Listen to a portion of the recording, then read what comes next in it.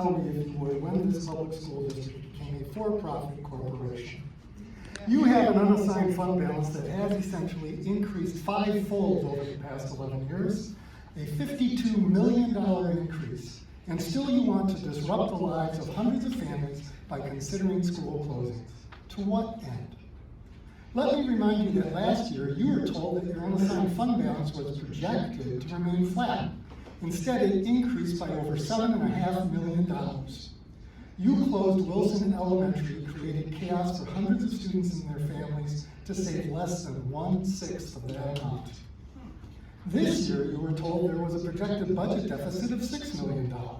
Yet at last month's board meeting, your finance director, referencing staff vacancy numbers, said, and I quote, "Overall, that $6 million deficit number doesn't scare me too much when I see this.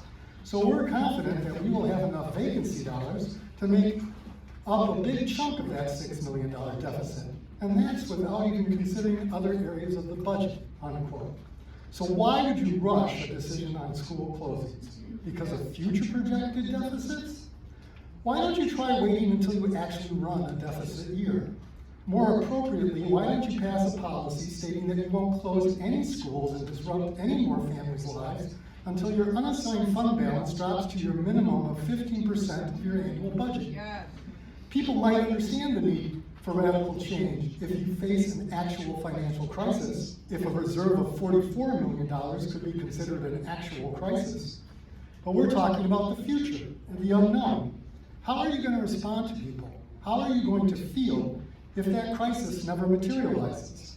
Just as your deficits never materialize. And you have made irrevocable decisions that have caused unnecessary havoc. You have already made decisions that have essentially destroyed your ability to ever again attract and retain high-quality staff.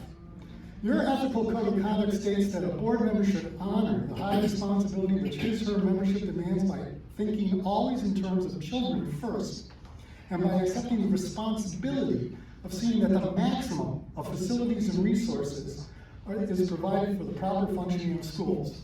So how do school closings show the responsibility of seeing that the maximum of facilities and resources are provided to today's students?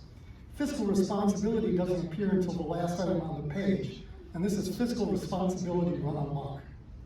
Do you think students and parents will face the closing of their neighborhood school give a damn what your credit rating is?